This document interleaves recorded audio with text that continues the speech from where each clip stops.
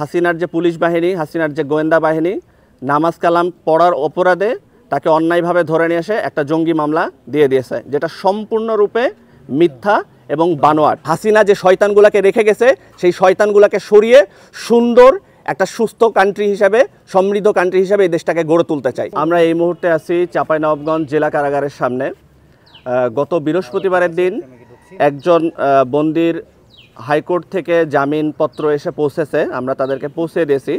বন্দির নাম হচ্ছে হারুনুর রশিদ, পিতা মৃত তাইফুর রহমান, বাড়ি গুঠাইল গ্রামে, এটা থানা নাচল থানার মধ্যে পড়ে, চাঁপাইনবাবগঞ্জ। আমরা জামিনের সমস্ত কাগজপত্র সেখানে পৌঁছে দেওয়ার পরেও 48 ঘন্টার বেশি সময় হয়ে গেছে। বৃহস্পতিবারের দিন রাত্রে জামিনের কাগজ পৌঁছেছে, এখন 48 ঘন্টার বেশি সময় হয়ে গেছে, অথচ এখন পর্যন্ত তাকে মুক্তি দেওয়া হয়নি। জেল সুপার এবং জেলারের সাথে আমরা বারবার ফোনে কথা বলেছি। জেল সুপারের সাথে তাদের আত্মীয় স্বজন, হারুনুর রশিদের যে আত্মীয় স্বজন, তারা দেখা করেছে, এরপরেও তাদের কোনো টনক নড়েনি।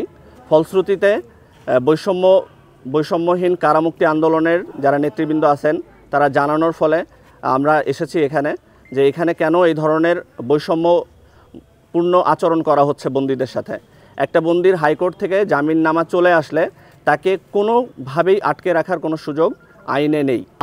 বিজ্ঞ আদালত মনে করেছে জামিন দেওয়া যাবে, এর পরে কিভাবে তাকে জেলের ভেতরে আটকে রাখা যায়। এই আটকে রাখার পিছনে আমরা জানতে চাই যে কারা আছে। আমরা এই আটকে রাখার পিছনে কারা আছে এর জন্য তদন্ত করার জন্য আমি আহ্বান জানাবো জেলা প্রশাসক মহোদয়কে।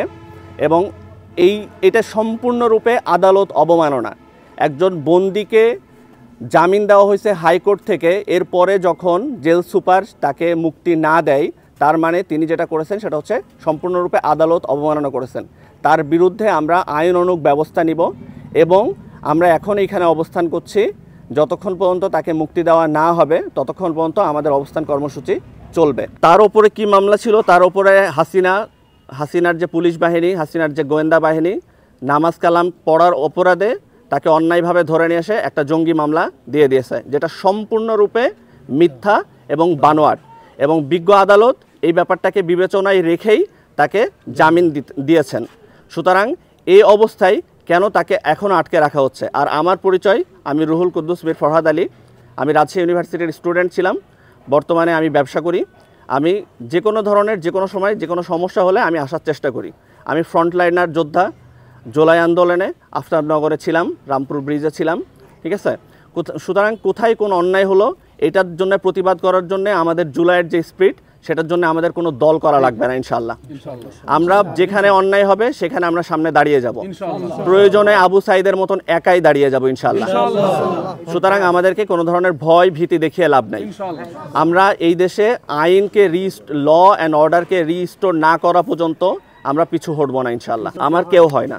আমি ফেসবুকে দেখেছি যে এই ধরনের একটা ঘটনা ঘটছে এবং একটা অন্যায় হচ্ছে, আমরা সেটার প্রতিবাদে আমি এখানে এসেছি। হাইকোর্টের রুলস অনুযায়ী বা আইন অনুযায়ী তাকে 24 ঘন্টার ভেতরে মুক্তি দিতে হবে।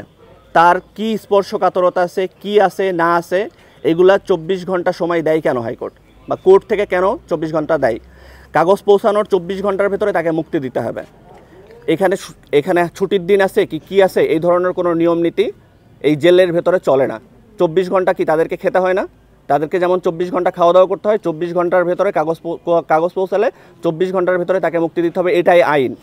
সুতরাং এর বাইরে উল্টাপাল্টা যা বলছে এগুলা লিটারেলি শয়তানি এবং এগুলো হচ্ছে আওয়ামী বয়ান। এর আগে হাসিনার আমলে এই ঘটনাগুলো ঘটেছে এবং আমি যেটা সন্দেহ করছি এই জেল সুপার এবং এই জেলার, এরা হচ্ছে হাসিনার দোসর। তাদের ঘাট থেকে এখনো আওয়ামী প্রেতাত্মা দূর হয়নি। যদি তার আওয়ামী প্রেতাত্মা দূর না হয়, আমি আপনাদেরকে আরও একটি স্পর্শকাতর ইনফরমেশন দিই।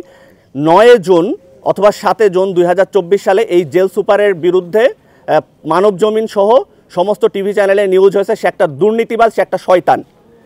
এই শয়তান যদি শয়তানি বন্ধ না করে তাহলে এর খেসারত তাকে অবশ্যই দিতে হবে।